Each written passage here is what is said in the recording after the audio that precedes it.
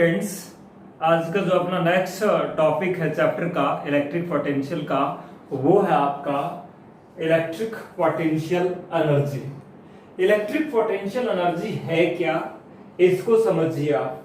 Electric potential energy का मतलब ये हुआ कि जो चार्जेस हैं उनको इंफिनिटी से उनकी पोजीशंस पर असेंबल करने के लिए जो वर्क किया जाता है उस वर्क को ही बोला जाता है इलेक्ट्रिक पोटेंशियल एनर्जी। सो इलेक्ट्रिक पोटेंशियल एनर्जी क्या हुआ, इसको लिख लेते हैं। क्या हुआ ये electric potential energy? It is the amount of work done in bringing the charges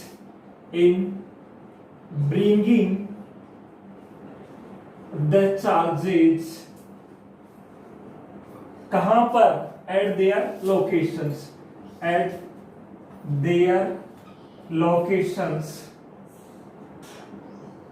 from infinity। उसी वर्क को क्या कहा जाता है? क्या? Electric potential energy. यानी हम ये मान लें कि ये हमारे पास एक पॉइंट है और ये दूसरा पॉइंट्स है। ये लोकेशंस मान सकते हैं हम, टू पोजीशंस मान सकते हैं, है ना। सबसे पहले हम बात करते हैं electric potential energy between two point charge system. तो हेडिंग का, टॉपिक का नाम दे देते हैं हम। क्या? ए में हम पढ़ लेते हैं electric potential energy, electric potential energy between two point charge system. Two point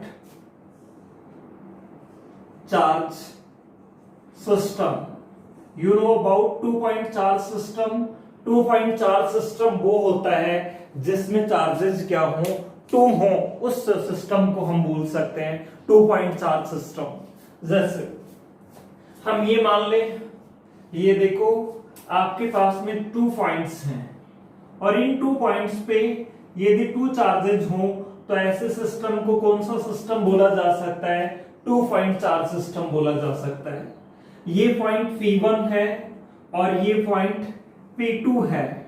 अब मान लीजिए इस P1 पर भी किसी चार्ज Q1 को आप इंफिनिटी से लेके आते हो और P2 पॉइंट पर भी किसी अदर चार्ज Q2 को यहां पर लेके आते हो। कहां से? इंफिनिटी से। तो आपको क्या करना पड़ा? वर्क करना पड़ा और उस वर्क को ही बोला जाएगा इन दोनों चार्जेस के बीच की पोटेंशियल एनर्जी, या फिर चार्जेस की जो एनर्जी है उसको हम कह सकते हैं इलेक्ट्रिक पोटेंशियल एनर्जी। अब देखिए, आप ये कहें, फर्स्टली हम कंसीडर कर लेते हैं। फर्स्टली हम किसी एक चार्ज Q1 को लाते हैं। मान लीजिए Q1 को लेकर आए, है ना। हम पॉइंट P1 पर लेके आए हैं Q1 को, है ना। क्या कोई वर्क करना पड़ा? कोई वर्क नहीं करना पड़ेगा, क्योंकि यहां अभी तक कोई किसी तरह का फील्ड नहीं है, कोई किसी तरह का इलेक्ट्रिक फील्ड नहीं है जिसके अगेंस्ट क्या करना पड़े? आपको वर्क करना पड़े। लेकिन जैसे ही आप ये वाला चार्ज यहां पे क्या बनाएगा? इलेक्ट्रिक पोटेंशियल, और उस इलेक्ट्रिक पोटेंशियल में किसी चार्ज Q2 को यहां लेके आओगे तो आपको क्या करना पड़ेगा? वर्क करना पड़ेगा। और वो वर्क कितना होगा? यहां का पोटेंशियल मल्टीप्लाइड बाय यहां पर जो चार्ज लेके आ रहे हो वो। फिर टोटल वर्क कितना हुआ? इसका वर्क प्लस इसका वर्क, दोनों का क्या कर देंगे? सम कर देंगे। वही क्या आएगी? Total electric potential energy between two point charge system. ये बात क्लियर है? तो हम ये मान लेते हैं, इसमें ये आपके पास में दो पॉइंट्स हैं। एक पॉइंट का नाम है P1 और दूसरे पॉइंट का नाम है P2, और इनके बीच की जो डिस्टेंस है ये जो है उसको हम नाम दे देते R या फिर R12, जो भी है इससे कोई फर्क नहीं पड़ता। आप मान रहे हैं R मान लें या फिर क्या मान लें? R12 मान लें, है ना। मैंने R12 अज्यूम किया है P1 और P2 की डिस्टेंस बीच की। सपोज हम मान लेते हैं, क्या? सपोज एक पॉइंट चार्ज का नाम क्या है? Q1 is at point P1, है ना, P1 पॉइंट पे रखा हुआ है as shown in figure, है ना, फिगर में भी दिखाया गया है। क्या कोई वर्क करना पड़ेगा यहाँ इसको रखने के लिए, यहाँ इसको लाने के लिए? नहीं, कोई वर्क नहीं करना पड़ेगा, क्योंकि अभी तक यहाँ पे कोई किसी तरह का इलेक्ट्रिक फील्ड नहीं है, कोई दूसरा चार्ज है ही नहीं इसके आसपास, तो क्या कोई यहाँ फील्ड होगा? नहीं होगा। फील्ड नहीं होगा तो इसको यहाँ इस P1 पॉइंट पे लाने पे लिए आपको कोई वर्क नहीं करना पड़ेगा। तो हम लिख सकते हैं आगे क्या, it take no work to bring the charge, कौन सा charge, Q1 eight point P1, because, क्यों नहीं करना पड़ेगा, because there is no field, है ना, कोई फील्ड नहीं है जिसके अगेंस्ट आप क्या कर, there is no field yet, है ना, जिसके अगेंस्ट आपको क्या करना पड़े, वर्क करना पड़े। तो यहां जो वर्क है अभी फिलहाल जो आपको करना पड़ा W1, उसको आप क्या लिख सकते हैं, 0 लिख सकते हैं। अब इसी तरह से अब ये चार्ज यहां आ गया, इस चार्ज को यहां लाने के लिए आपको वर्क करना पड़ा? नहीं। क्यों वर्क करना पड़े? यहां कोई दूसरा चार्ज है ही नहीं, तो जो कि रिपेल कर रहा होगा, जिसके अगेंस्ट आपको वर्क करना पड़ेगा, नहीं है, तो कोई वर्क नहीं करना पड़ा। लेकिन इस वाले चार्ज ने अब यहां पे क्या क्रिएट कर दिया, एक इलेक्ट्रिक पोटेंशियल क्रिएट कर दिया। किसी भी पॉइंट चार्ज Q से R डिस्टेंस पे इलेक्ट्रिक पोटेंशियल क्या होता है, KQ/R। तो इस चार्ज के कारण यहां क्या क्रिएट हो गया, इलेक्ट्रिक पोटेंशियल क्रिएट हो गया। उस इलेक्ट्रिक पोटेंशियल को आप लिख सकते हैं क्या, इलेक्ट्रिक पोटेंशियल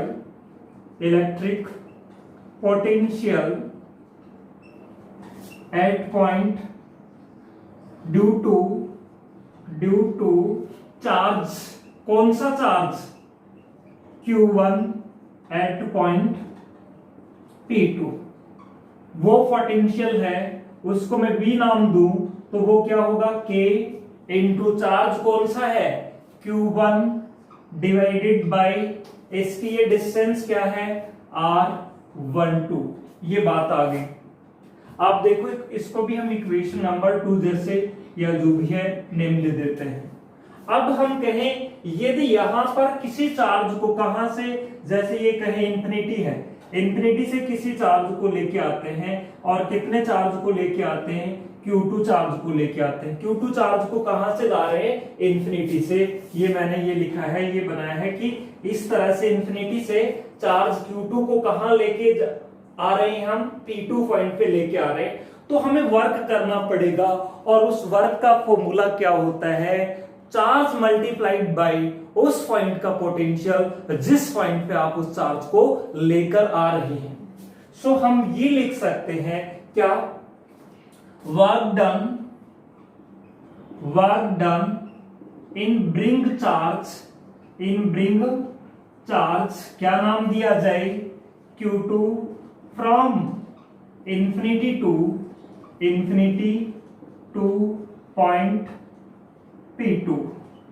और वो वर्क का फॉर्मूला क्या होगा, देखो W2 का फॉर्मूला होगा इलेक्ट्रिक पोटेंशियल, है ना, पोटेंशियल मल्टीप्लाइड बाय क्या, चार्ज, यही तो होता है वर्क।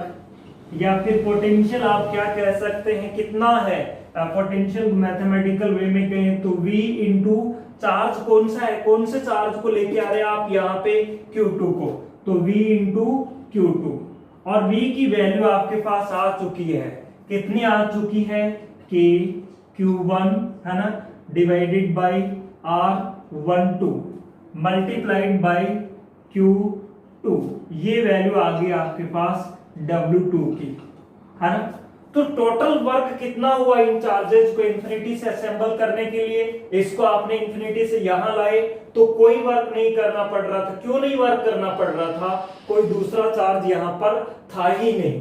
लेकिन जैसे ही ये चार्ज आ गए, इस चार्ज ने यहां क्या क्रिएट कर लिया? इलेक्ट्रिक पोटेंशियल क्रिएट कर लिया।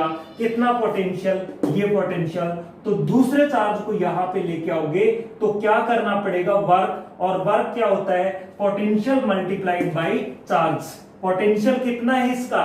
के Q1 है ना, divided by R12 multiplied by charge कितना है? Q2।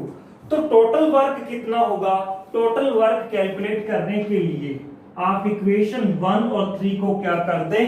प्लस कर दें। तो टोटल इलेक्ट्रिक पोटेंशियल आ जाएगा। यहां मैं लिख दूं या टोटल वर्क है ना, वो टोटल वर्क को ही हम क्या कहेंगे? एनर्जी है ना। सो आप लिखेंगे यहां पे टोटल वर्क। टोटल वर्क है ना, उस वर्क को ही क्या बोला जाएगा? एनर्जी बोला जाएगा। और उसको हम किससे रिप्रेजेंट करें? यू से रिप्रेजेंट कर दें। ई से नहीं रिप्रेजेंट करेंगे। ई का मीनिंग आप इलेक्ट्रिक फील्ड समझ जाएं, इसलिए है ना। हिंदी में एनर्जी को ऊर्जा बोला जाता है, इसलिए यू लिया गया। वो क्या होगा? W1 plus W2।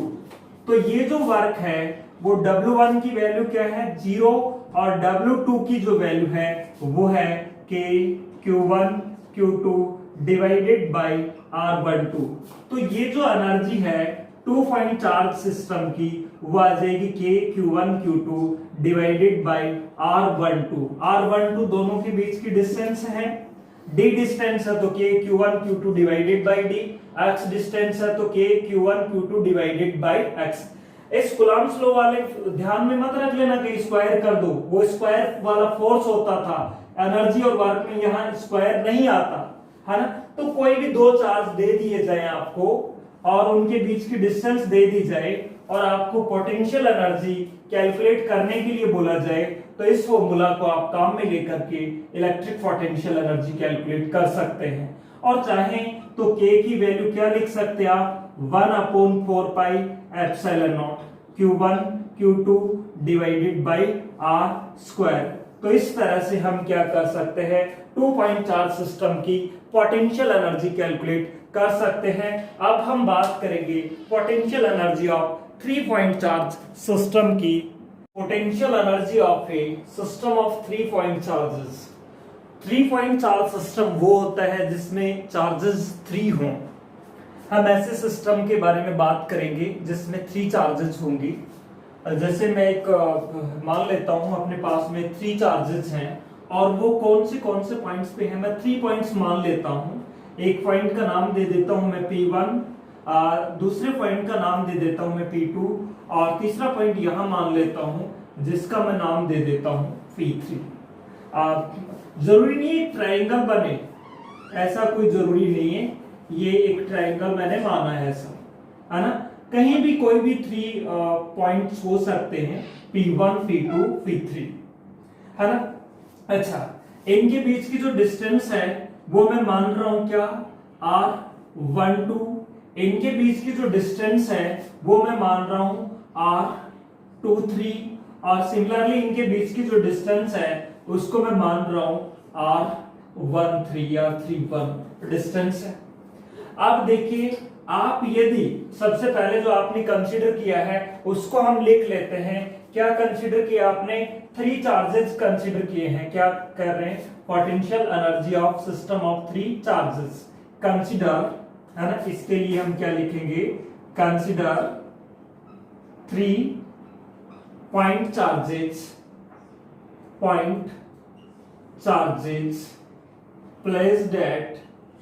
placed at point P1, P2 and P3 respectively as so। अब देखो, हम यदि ये नहीं होते, है ना, जैसे मान लो आप पहले स्टार्टिंग में कौन से चार्ज को लेके आ रहे हो? P1 चार्ज को लेके आ रहे हो, Q1 चार्ज को लेके आ रहे हो। कौन से पॉइंट पर? P1 पॉइंट पे, और कहां से लेके आ रहे हो, इंफिनिटी से लेके आ रहे हो, तो इनिशियली इसको लाने के लिए क्या आपको वर्क करना पड़ेगा, कोई वर्क नहीं करना पड़ेगा, क्योंकि इससे पहले यहां पे कोई चार्ज नहीं था। तो हम इसको किस तरह से लिख सकते हैं, हम लिख सकते हैं इसको work done to bring the charge, कौन सा charge, Q1 eight point P1, point P1 पर लाने का, एट पॉइंट P1 पॉइंट पे लाने का वर्क क्या होगा, 0 होगा। W1 है वो क्या होगा, 0। क्यों होगा 0, because there is no field yet, अभी तक यहां पे कोई किसी तरह का इलेक्ट्रिक फील्ड नहीं है, ये सिंगल चार्ज है। अब आप बात करें बाकी दूसरे चार्ज को लाने की, मान लिया जाए कि ये आप चार्ज को लेके आ रहे हैं कहां से, इंफिनिटी से, है ना, इस पॉइंट पे क्या नाम दे दूं मैं चार्ज का, Q2। कहां से लेके आ रहे हैं उसको, इंफिनिटी से।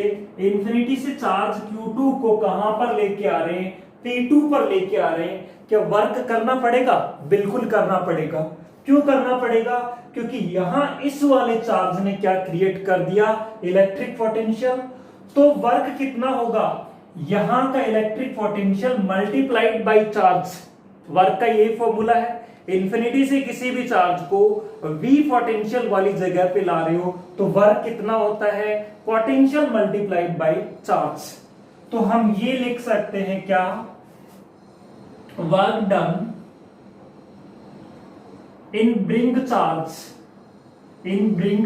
चार्ज, सेकंड चार्ज का क्या नाम है, Q2 फ्रॉम इंफिनिटी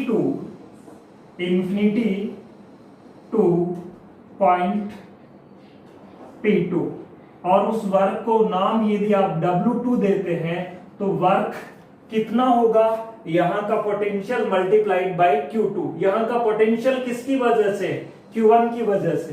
तो हम इस वर्क को लिख सकते हैं इलेक्ट्रिक पोटेंशियल, ELEC, इलेक्ट्रिक के लिए लिख रहा हूं, इलेक्ट्रिक पोटेंशियल ड्यू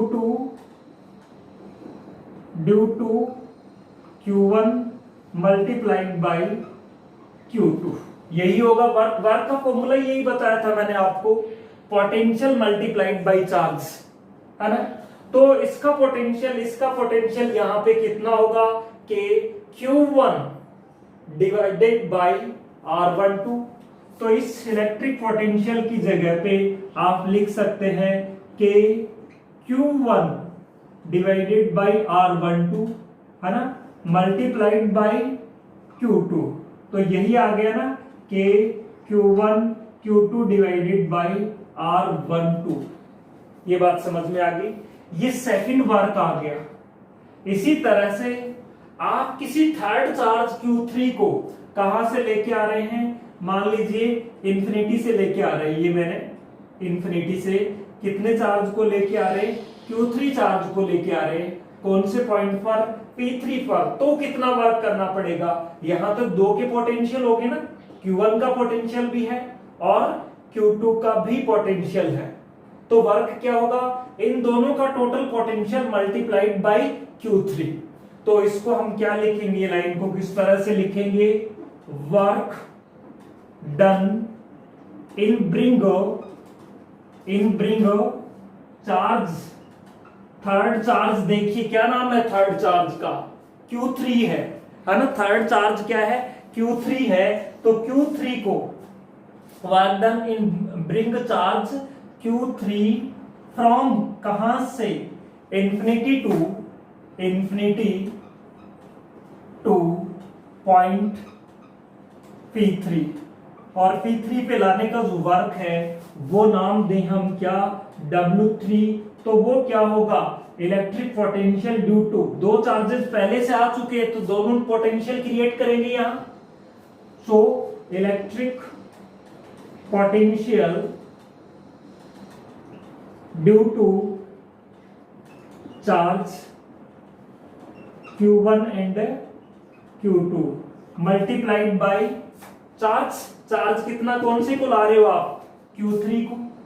ये अब देखो इलेक्ट्रिक पोटेंशियल दो का, एक इसका है और एक इसका, इसका पोटेंशियल यहां पे कितना होगा कि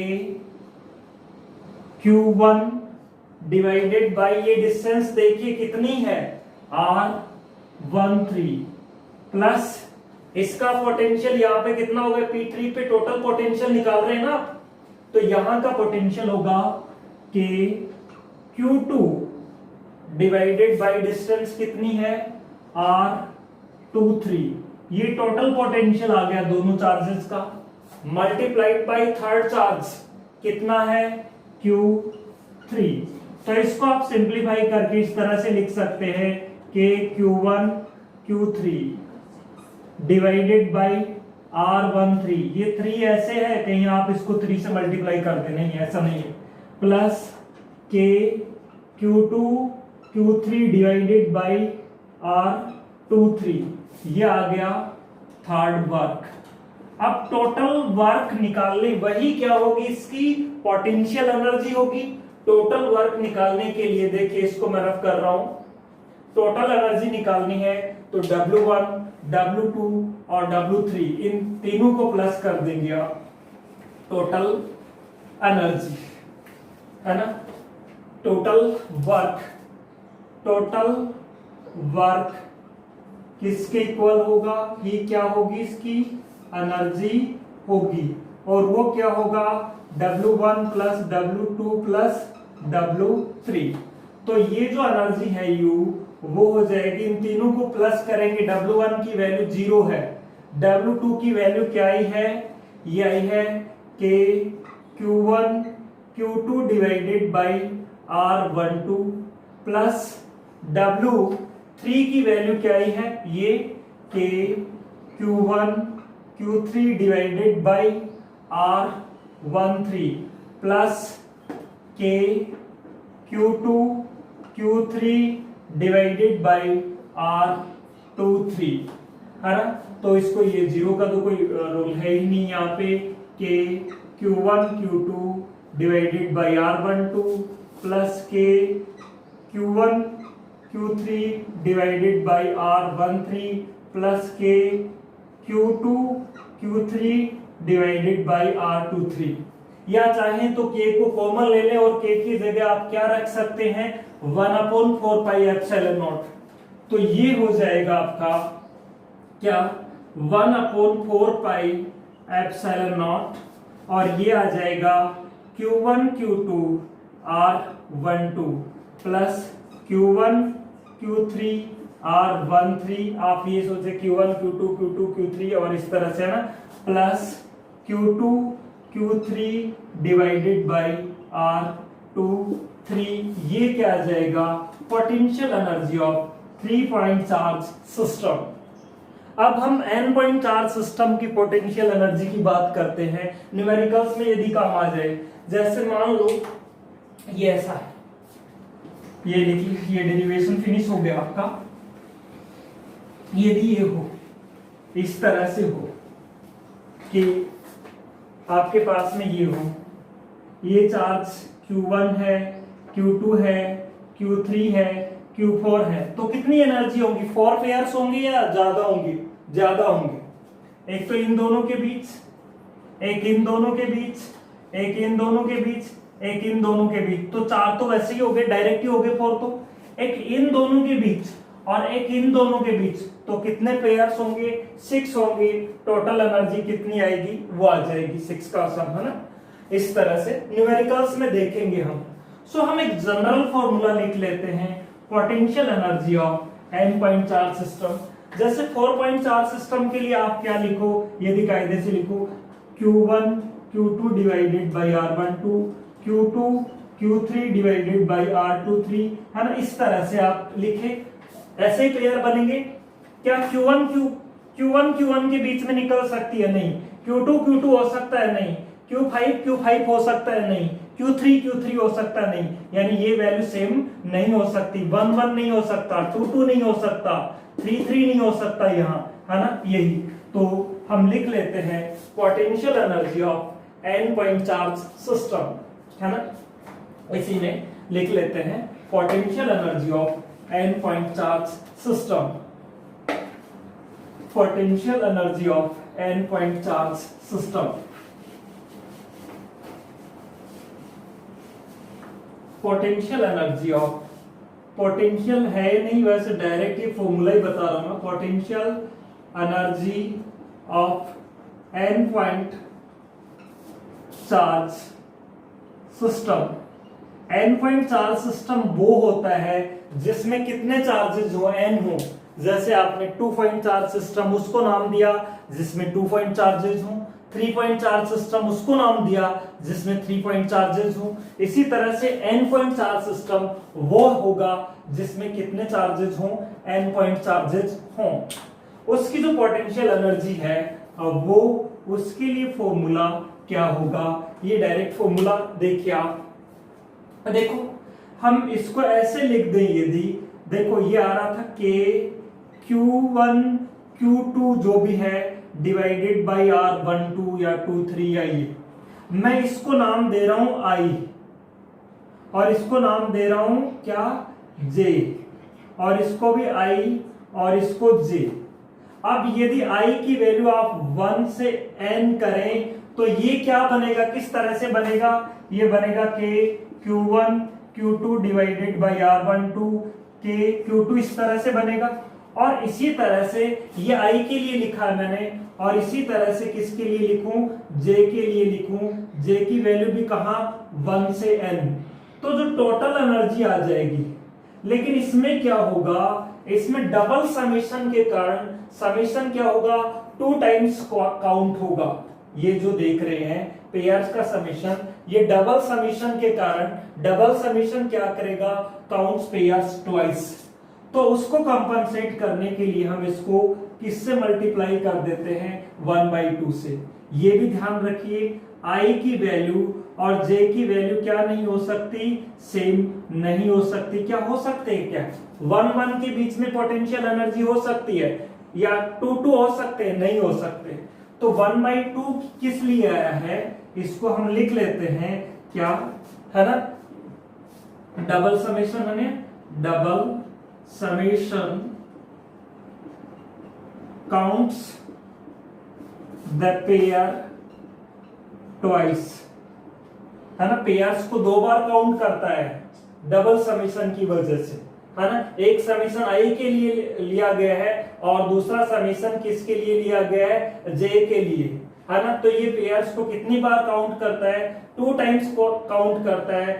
तो इसको खत्म करने के लिए, to avoid this, to avoid it, 1/2 is introduced, 1/2 introduce किया गया। बस ये फॉर्मूला ध्यान रखिए, ये है potential energy of n point charge system. आपको 3 पॉइंट चार्ज सिस्टम की ही है ना। 4 पॉइंट चार्ज सिस्टम का मैं न्यूमेरिकल्स करवाऊंगा, उसके साथ में देखेंगे। Work in rotation of electric dipole in external electric field. Work यानी किसी डाइपोल को आप एक्सटर्नल इलेक्ट्रिक फील्ड में रोटेट कराना चाह रहे हैं तो कितना वर्क, देखो आपने 11th क्लास में फॉर्मूला पढ़ा वर्क का।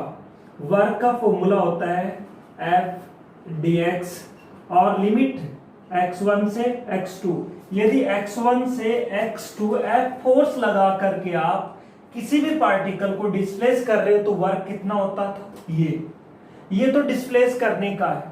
और यदि रोटेट करा रहे हो तो रोटेशनल मोशन में फोर्स की जगह क्या आता है, टॉर्क, इसकी जगह पे आता है आपका एंगुलर डिस्प्लेसमेंट, और ये हो जाती है θ1 से θ2।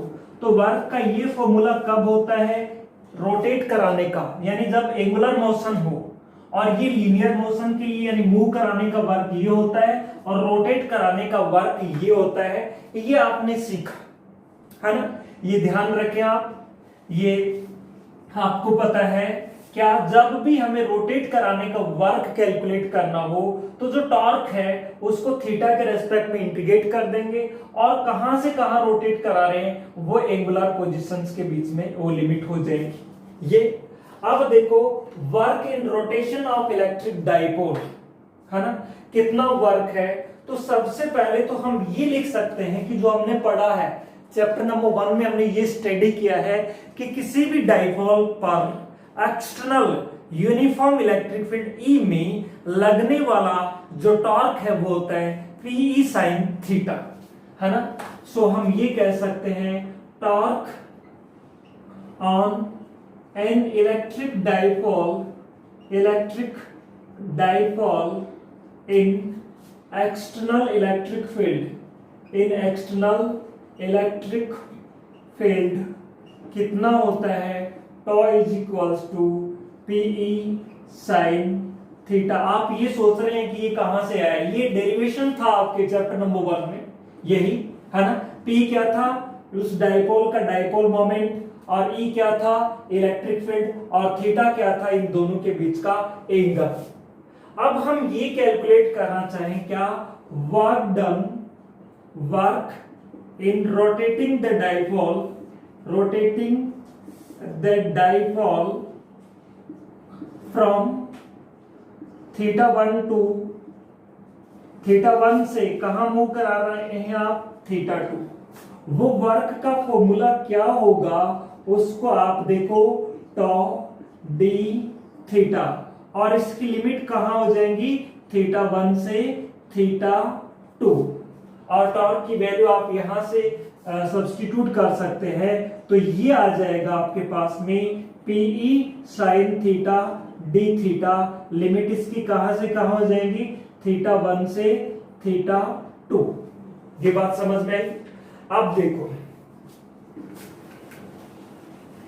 ये आने के बाद पीई को बाहर ले लो आप, है ना, पीई को बाहर लेंगे तो ये आ जाएगा P E integration of sine theta, है ना, with respect to theta, limit होगी थीटा 1 से थीटा 2। पीई साइन थीटा का थीटा के रेस्पेक्ट में क्या होता है, माइनस का कॉस थीटा, और लिमिट थीटा 1 से थीटा 2। अब देखिए आप इसको ऐसे लिख सकते हो क्या, लिमिट लगाने के बाद में P E minus upper limit theta की जगह, लिमिट किसकी जगह रखी जाती है, जिसके रेस्पेक्ट में आपने इंटीग्रेशन किया है। तो अपर लिमिट क्या है, थीटा 2, फिर माइनस इस पूरे में, है ना, क्या आएगा, थीटा की जगह पे लोअर लिमिट यानी थीटा 1। तो ये हो जाएगा आपका P E minus cos theta 2 plus cos theta 1, और ये हो जाएगा P E cos theta 1 minus cos theta 2। ये आ जाएगा वर्क कहां से कहां रोटेट कराने का, थीटा 1 से थीटा 2 रोटेट कराने का। अब हम स्पेशल केस देख सकते हैं कि 0 डिग्री से 90 पे रोटेट कराने का वर्क क्या होगा, है ना, या कोई भी केस। यदि स्पेशल की बात करें 0 से 90, तो उस केस में थीटा 1 की वैल्यू 0 हो जाएगी और थीटा 2 की वैल्यू क्या हो जाएगी, 90 हो जाएगी। यदि आपको ये कहा जाए स्टेबल इक्विलिब्रियम कंडीशन से अनस्टेबल इक्विलिब्रियम कंडीशन में रोटेट कराने का वर्क क्या होगा, तो स्टेबल के लिए चैप्टर नंबर 1 में देखा था आपने, थीटा 1 की वैल्यू क्या थी, थीटा 1 की वैल्यू 0, और अनस्टेबल इक्विलिब्रियम यानी 180 का मतलब थीटा 2 की वैल्यू क्या, 180। तो उसमें आप कर सकते हैं, यदि आपको कहे किसी भी डाइपोल को स्टेबल इक्विलिब्रियम कंडीशन से अनस्टेबल इक्विलिब्रियम कंडीशन में रोटेट कराने का वर्क कैलकुलेट करिए, तो वर्क तो ये आ ही जाएगा। स्टेबल का मतलब है थीटा 1 की वैल्यू क्या है, 0, और उसको कहां लेके जाना है, अनस्टेबल इक्विलिब्रियम, यानी थीटा 2 की वैल्यू कितने पे लेके जाना है, 180 पे। तो उस केस में थीटा 1 की जगह क्या रख देंगे आप, 0, और थीटा 2 की जगह क्या रख देंगे, 180, है ना। यदि आपको ये कह दिया जाए कि 0 से 90 रोटेट कराने का वर्क क्या होगा, तो थीटा 1 की जगह 0 और थीटा 2 की जगह पे 90। तो इस तरह के जो न्यूमेरिकल्स हैं वो आप सोल्व कर सकते हैं, बता सकते हैं, इसमें कोई दिक्कत नहीं होगी आपको। अब देखिए हम बात करते हैं क्या, इलेक्ट्रिक डाइपोल है उसके एक्सटर्नल इलेक्ट्रिक फील्ड में पोटेंशियल एनर्जी क्या होगी? Potential energy of dipole in external electric field, potential energy of dipole in external electric field, potential energy of dipole, potential energy of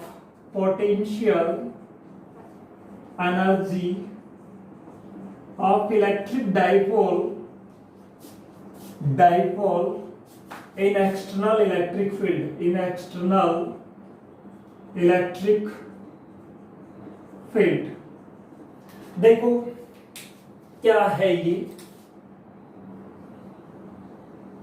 आप सबसे पहले तो ये देखो, आपके पास में ये इलेक्ट्रिक फील्ड है, यूनिफॉर्म इलेक्ट्रिक फील्ड है ना?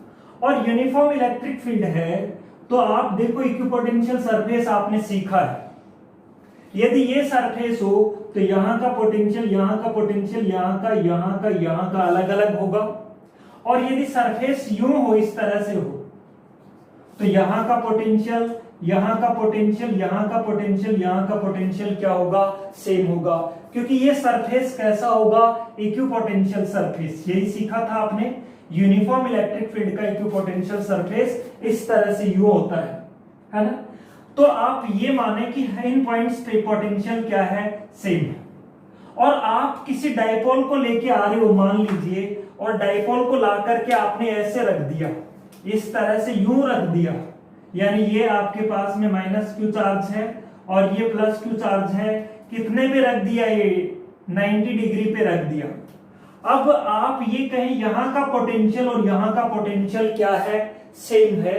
क्यों सेम है? क्योंकि ये सरफेस कैसा है? इक्विपोटेंशियल सरफेस है। हाँ, यहां का पोटेंशियल और यहां का सेम नहीं होता, यहां का और यहां का सेम नहीं होता, लेकिन यहां का, यहां का, यहां का, यहां का क्या होगा? सेम होगा, क्योंकि यूनिफॉर्म इलेक्ट्रिक फील्ड का इक्विपोटेंशियल सरफेस ऐसा होता है। इस पॉइंट का, इस पॉइंट का, इस पॉइंट का, इस पॉइंट का पोटेंशियल क्या होगा? सेम होगा।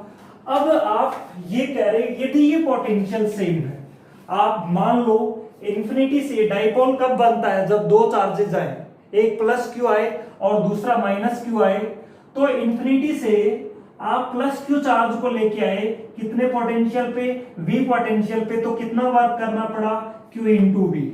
इसी तरह से इंफिनिटी से माइनस क्यू चार्ज को यहां पर लेके आए तो कितना वर्क करना पड़ा? Minus Q into V. Total work कितना हुआ? Plus Q V minus Q V, यानी ये क्या हो गया? जीरो। तो टोटल वर्क यहां पे जीरो हुआ इसका। आप सोच रहे होंगे क्या हमेशा टोटल वर्क जीरो होगा? नहीं, इस केस में यदि डाइपोल यूं रखा है तो यूनिफॉर्म इलेक्ट्रिक फील्ड में यहां का पोटेंशियल और यहां का पोटेंशियल सेम नहीं हो सकता। यहां का, यहां का, यहां का, यहां का, यहां का क्या होगा? सेम। यहां का और यहां का सेम नहीं होगा। तो उस केस में क्या यहां का v है तो यहां का v होगा? नहीं होगा।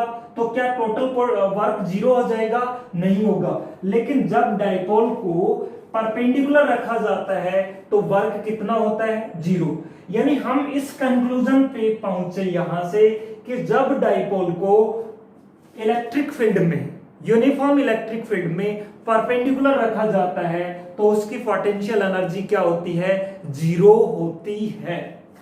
90 से आप इधर रोटेट कराओगे, इधर रोटेट कराओगे, उसकी पोटेंशियल एनर्जी जीरो नहीं होगी। तो रोटेट कराने के लिए जो आपको वर्क करना पड़ेगा वो वर्क ही क्या कहा जाएगा? उस डाइपोल की पोटेंशियल एनर्जी। तो पहला तो आप ये लिखेंगे, क्या ये वाली जो कहानी है इसमें क्या लिखेंगे आप? When dipole is placed perpendicular to the uniform electric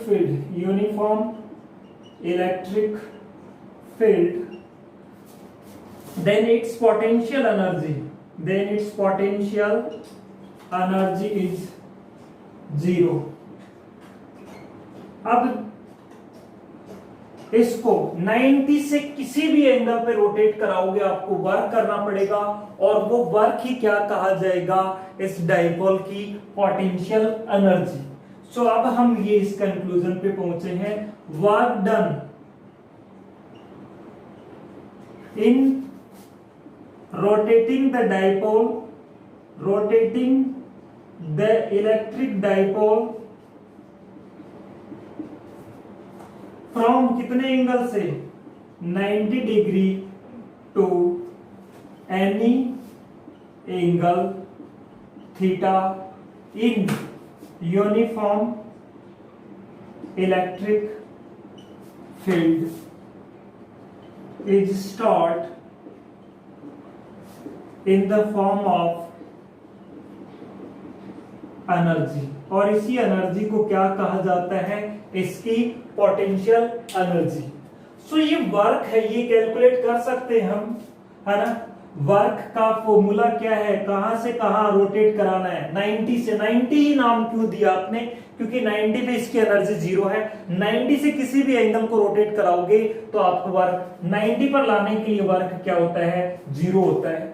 तो 90 से किसी भी एंगल पर लाने के लिए जो आपने वर्क किया है ना, 90 से किसी भी एंगल थीटा पे, उस वर्क को ही क्या कहा जाएगा, पोटेंशियल एनर्जी, है ना। वर्क का फॉर्मूला यही तो था, अभी जो आया था वही तो था, उसमें थीटा 1 से थीटा 2 नाम दिया था, या 90 से थीटा। 90 वाला कॉन्सेप्ट क्यों आया, क्योंकि अभी मैं रफ में जो समझा रहा था वो यही समझा रहा था, 90 पे उसकी एनर्जी क्या होती है, 0, है ना। तो अब आपको वर्क करना पड़ेगा, वो वर्क ही इसकी क्या होगी, पोटेंशियल एनर्जी। टॉर्क हम पढ़ चुके हो, क्या टॉर्क होता है, क्या चैप्टर नंबर 1 में आया था ना, पीई साइन थीटा। तो वर्क क्या हो जाएगा, वर्क हो जाएगा, है ना, P E sine theta d theta, limit 90 से थीटा। 90 वाला कॉन्सेप्ट बार बार बोल रहा हूं, समझ में आ गया नहीं, ये लाइन इसी के लिए लिखी है मैंने। तो इसको आप पीई को बाहर ले लें तो ये आ जाएगा क्या, साइन थीटा डी थीटा 90 से थीटा, पीई और साइन थीटा का हो जाएगा माइनस कोस थीटा 90 से कहां, थीटा। आप देखो इसको आप लिख सकेंगे पीई, देखो अपर लिमिट क्या है, थीटा, तो थीटा की जगह थीटा ही आ जाएगा, माइनस लोअर लिमिट 90 और कोस 90 की वैल्यू क्या होती है, 0, तो ये आ जाएगा माइनस का पीई कॉस थीटा। यही वर्क है, ये इसकी क्या होगी, एनर्जी होगी। या फिर इसको हम वेक्टर फॉर्म में लिख सकते हैं, in vector form. Vector form में W is equals to minus का P वेक्टर E वेक्टर, है ना। डाइपोल मोमेंट भी वेक्टर क्वांटिटी है और इलेक्ट्रिक फील्ड भी vector quantity. P sine theta होता तो आप क्या लिखते, vector P cross vector E, और PE कोस थीटा है ना। कोस थीटा में कौन सा प्रोडक्ट आता है, डॉट प्रोडक्ट। तो इस तरह से ये समझ में आ गया। एनर्जी ने कहा 90 से किसी भी एंगल, 90 वाला कॉन्सेप्ट बार बार कह रहा हूं मैं, कहां से आया, क्योंकि 90 पे देखो यूनिफॉर्म इलेक्ट्रिक फील्ड का, ये यूनिफॉर्म इलेक्ट्रिक फील्ड है, तो यहाँ का यहाँ का यहाँ का यहाँ का यहाँ का पोटेंशियल क्या होता है, सेम होता है। सेम पोटेंशियल है तो एक चार्ज प्लस क्यू आएगा डाइपोल में और दूसरा माइनस क्यू, तो प्लस क्यू को लाने के लिए वर्क क्या हुआ, क्यू इंटू वी, और माइनस के लिए minus Q into V. Total work कितना हुआ, 0। तो डाइपोल को 90 पे रखा जाता है तो वर्क कितना करना होता है, 0। तो 90 पर डाइपोल के पास में जो एनर्जी होती है वो 0 होती है। 90 से आप किसी भी एंगल पर लेके जाते हो तो आपको वर्क करना पड़ता है, और उसी वर्क को आपने कैलकुलेट किया है, वही तो है। पिछला जो डेरिवेशन था सेम वही है, उसमें यहाँ थीटा 1 से थीटा 2 ले रहे थे, यहाँ आप कहां से कहां 90 से थीटा ले रहे हैं। सो अब हम नेक्स्ट जो क्लास है उसमें ये जो चैप्टर है वैसे फिनिश होता है आरबीएससी के अकॉर्डिंग। तो सीबीएसई के लिए मैं कुछ जो डेफिनेशंस और जो कॉन्सेप्ट है वो इंट्रोड्यूस करूंगा, वो आरबीएससी के स्टूडेंट्स भी देखें, ये नहीं है कि छोड़ना नहीं है। जैसे सीबीएसई के स्टूडेंट्स के लिए जो हमने डेरिवेशन डिराइव किए हैं, electric potential, due to non conducting solid sphere है वो नहीं है एनसीईआरटी में, लेकिन उससे रिलेटेड जो न्यूमेरिकल्स हैं वो आपके आए हुए हैं, तो उन थ्योरी को हमें अच्छे से देखना है। कोई किसी भी टॉपिक को हमें छोड़ना नहीं है, किसी भी तरह का जो टॉपिक है वो। तो नेक्स्ट लेक्चर में हम न्यूमेरिकल्स करेंगे, कुछ इंपॉर्टेंट पॉइंट्स उन पे डिस्कशन करेंगे। थैंक्स।